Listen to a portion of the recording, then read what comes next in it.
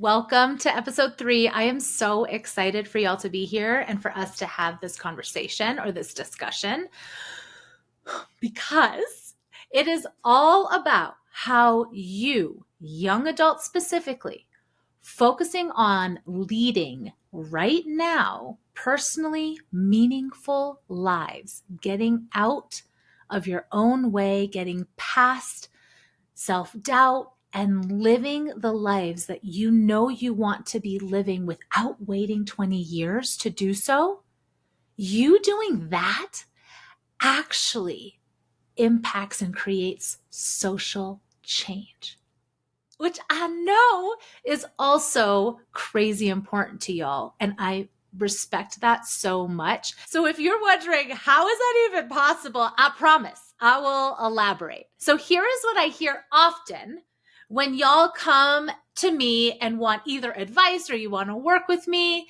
It's usually around self-doubt and confidence. So here are some things that y'all say that you want to work on. You want to work on believing in yourself more. You want to be able to change without being so scared. You want to be able to get rid of all of the negative self-talk. You want to know for certain that you are enough. You want to be able to put yourselves out there for things that are important to you. You don't want to feel the pressure to perform. You want to be able to be yourselves. You want to be independent. You don't want to settle.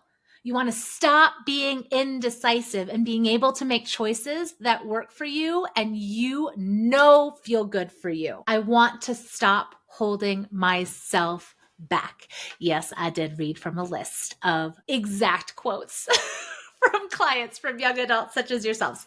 Now, what is underlying those is a fear usually, or a worry that you're not going to live life, your life, the way that you know is possible, the way that you have dreamt is possible. And usually that includes your words, living a life that is fulfilling, purpose-driven, meaningful, beneficial to our communities, joyful, peaceful, one there where I feel good, one where I just feel okay. Many of y'all bring colors into it and you'll say, I just want my days to not feel so gray. I want to be able to see color again. I want to be able to feel color again. And I so want that for you. So my intention when I think about this podcast, but also just all of the different ways that I want to be able to support y'all in your lives, is for you to do those things on an individual level. That's really important to me. And what's freaking amazing is by y'all doing that social change that you want to create, that impact that y'all want to make for your communities happens. It's phenomenal. How? Because, and I don't think people talk about this enough, and I am going to say this out loud, is I believe that young adults are a marginalized community in our world. What do I mean by that? The definition of marginalized, and this is a very general definition, is when there is little to no influence or power. And when I say young adults are marginalized, what I mean is y'all are left out of the conversations related to your power, related to your wealth making abilities, related to your expertise, to your intellect, to your decision making, to your ability to create positive change now in your 20s. We leave young adults out of conversations on being leaders now, on being amazing, exceptional leaders now. And I am on a freaking personal mission to change that narrative because I am absolutely in the belief that y'all owning your power now, y'all knowing that you have what it takes, that you are enough now to not only live the lives that you want, but to make the changes that you want and to be in the careers that you want and to make decisions that will ultimately benefit humanity now, will fucking change the world. And I am here for it. I'm here for it. So here's what's been so interesting to me, especially with this graduation season. We are just coming out of graduation season as I'm recording this podcast. Now, when I look at posts related to recent graduates, there are some amazing adjectives that we use to describe these graduates. Words like change makers, trailblazers, they're innovative, they're so intelligent, they've got so much grit. They're so smart. They persevere no matter what the costs. They know their worth. Words that I actually took from posts that I saw related to recent graduates. Now, here's what's interesting, y'all. If y'all are questioning whether or not we marginalize young adults, is the next day, if we're taking college graduates, for example, or even high school graduates at this point, and they enter the workforce, the very next day, those are not the words that we use to describe them. Nope. Instead, we use adjectives like entitled, naive, lazy. They're out of touch. What's even more interesting is an adjective that was used as a positive for the graduating person, as in they are confident and they know their worth. The next day, again, as soon as they enter this workforce, it's now turned against them. And it's, how dare you? How dare they ask for more money? How dare they question salaried positions? How dare they not want to work overtime and not be paid for it? How dare they? I'm here to acknowledge that ageism exists. We know this ism called ageism. And in our society, we tend to think about that as the older people. We discriminate against those who are older. And here, I would like to express that we also discriminate against those who are younger. Now, this puts y'all young adults in a really awful position. Because here's what I know about your generation that I am so in awe of, is that y'all see oppressive systems, gaps, and brokenness in these systems, ways that they do not work, so clearly, in a way that I don't believe any other generation sees it. You are really clear about how these oppressive systems that are huge and big and continue these machines don't work. You are clear that you do not want to participate in those anymore. You are clear that you do not want to do it our way, right? Y'all are like, we see what y'all have done, millennials and Gen Xers, how y'all went along with those systems, and now you're burnt out and you're exhausted and you're resentful. So yeah, we know we don't want to do that. And yet there's a hopelessness about it because y'all are also really aware that these systems are big. They've been in motion for a long ass time. And on top of that, we marginalize young adults so that we don't even acknowledge as a society your power in being able to make positive change to each of these oppressive systems that no longer work. Actually, I would just venture to say that haven't worked in the past too, but those can be conversations for the future. Amidst these circumstances, amidst what is going on in the world, can you see that it makes complete sense that you may feel paralyzed about how to move forward, that you may feel overwhelmed, that you may feel hopeless or resentful? Of course you would. But here's the secret. Here's the stuff that people don't share. Young adults, y'all are fucking powerful. Marketing companies know that. Do y'all know that the number one demographic, the most important demographic that marketers are looking at are 18 to 24. That's where they put their funding. Why? Because y'all make the change. Y'all are the driving force. And that's the same with elections, y'all. Here in the United States, we're going into an election season. Who are they targeting? Yeah, They're targeting y'all for a reason. Isn't it interesting that behind closed doors, it is common knowledge that young adults, that y'all are drivers of change, that y'all are powerful, that you already hold a lot of power. And yet, to your faces, we say things like, you don't know enough yet. You're out of touch. You don't have enough knowledge. You can't be a leader yet. You got to work in the system for 20 years and then maybe come talk to me. You've got to participate in your own oppression for 20 years, and then you might have the insight to make a change. Oh my gosh, let's stop it. Let's stop it. So when I am talking about making changes now, living lives that are fulfilling to you now, I mean it. Y'all are so clear about not wanting to be exploited. Y'all are so clear that changes are needed. Are y'all making the changes in your lives when you start to question decisions and choices in your lives? When you start to question the systems at play in your individual lives, those questions ripple.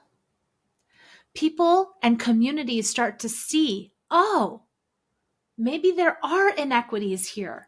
Maybe changes do need to be made. Major corporations are rethinking salaries. Why?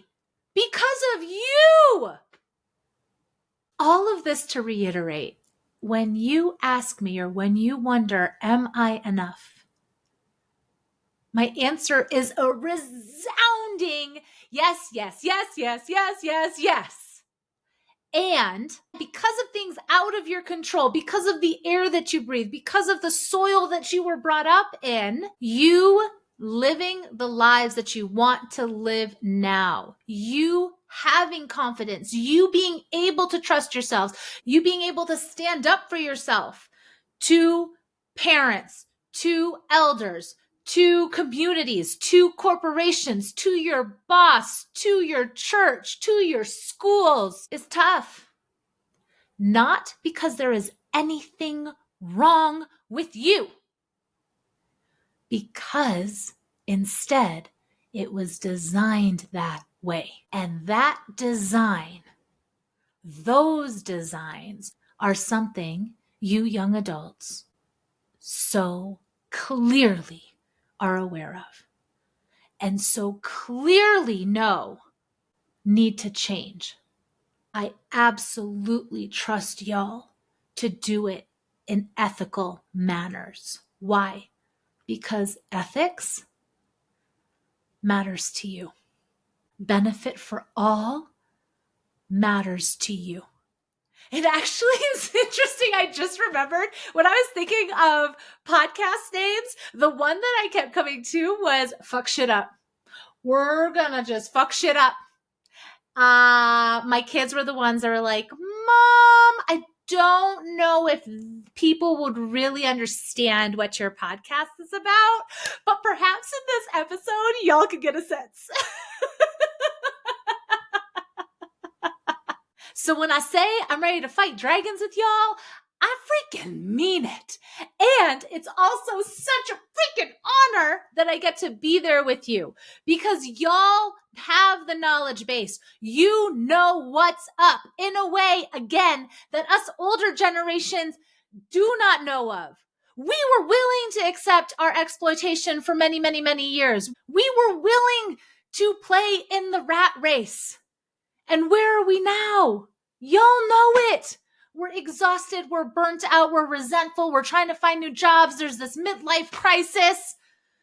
We don't know what our purpose is. Why? Because we've been following somebody else's purpose for so long that we don't even know how to tell what we want. We don't know. Because for 30, 40, 50, 60 years, we've been told what we should want, and we've been regurgitating that shit. And guess what, y'all? Y'all are not regurgitating. Y'all are like, that's messed up. We're not going to do that. And yet, We don't know what's next. And we can look at that a couple ways. It could be that it's a very unfair place to be, which can absolutely be true because you are now at a place where you need to reimagine what is next. And that takes effort. That takes a willingness. That takes perseverance and grit. On the other hand, we could also look at it like it's a bit of an open slate. Y'all know that there are things to tear down. And in its place, you get to create what that is. That could be hella empowering. And please know that if social change is not even on your docket, it's not even something that you're interested in. What you really want to do is buy a plot of land and create a homestead and do your own thing. That's absolutely worthwhile. Okay? And the sneaky part is that it actually is creating change because you're showing other people that there are a variety of ways to do this life. So it may be at this point where you're like, all right, Cielle, I get it. We're powerful. We're amazing human beings. Systems are messed up. We're about to create the change. And here we get to do it by focusing on our own damn lives first and trusting that that will make the difference. Now what? You're still not giving us anything related to confidence or how do we actually stand up for ourselves or how do we not hold ourselves back? So how do we actually move closer and closer and closer to this thing that we deem self-confidence? My personal answer is by focusing on two major foundational tenets. And I would say that these are foundations to all of my coaching. It's sort of like, this is where I come from. This is the foundation, and then we build from there. And the foundations are twofold. Number one, that we make sense, that you make sense, that I make sense. As humans, we make sense as is. What does that mean? That how you do things or don't do things makes sense. How you react or don't react to things makes sense. How your brain works, how your emotions are, who you are, what comes easy, what comes hard, the things that you like, the things that you don't like. All of the things that make us us makes sense and is valid. Number one. Number two is once we can start to little by little validate that the way that we do things and who we are makes sense and is valid, we can then start to trust ourselves more and more. We can trust our gut reactions more and more. We can trust our logic. We can trust our decision-making skills. We can trust how we want to lead, what we want to stand by more and more. So those are the two. And if you want to know what we're going to be discussing in the next upcoming episodes, oh, it's those. We'll be talking about those amongst other things, and I cannot wait. Now I'm thinking that I should probably leave y'all with something practical. Here's one way right now. So as I am saying that we fundamentally make sense, or that we can start to build trust with ourselves, I have a sneaking suspicion that you may have a little voice right here that's like, perhaps not. She's talking to everybody but me.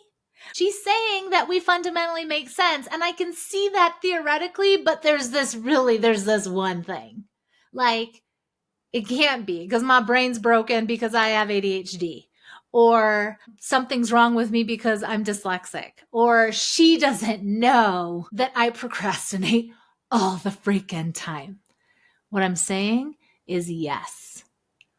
All of those make sense, but we live in a society that has over and over and over taught us to distrust ourselves, taught us that there is something that is broken inside of us, something that we need to fix. We have a society that has pathologized us over and over and over again. So of course we're going to at some point believe them and internalize that because that's all we know. Again, that's what we've been brought up in. And so at this point, what I'm saying is, what if you were procrastinating for an amazing reason? What if ADHD brains are actually necessary to human survival and have been necessary to human survival? What if? Okay, that's where I will leave you. You all are amazing. I hope you have a fabulous, fabulous rest of your day, and I look forward to seeing you at the next one. Bye. I realize that we are at the beginning of our podcasting journey together. However, if you are already excited, already wanting to share this with people in your lives, already thinking that it would be beneficial to have these conversations on a more global scale, there are ways that you could support that. One of the main ways is to like, follow, and subscribe on whichever platform you are watching or listening to me on.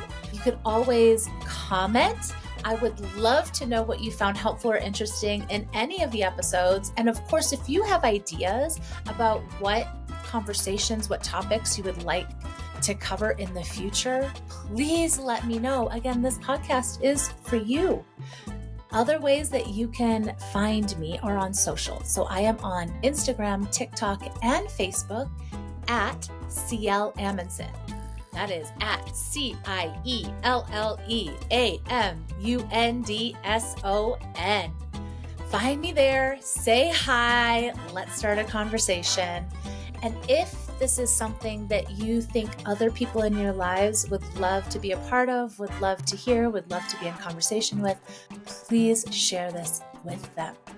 Thank you again, and I look forward to seeing you or having you at the next episode.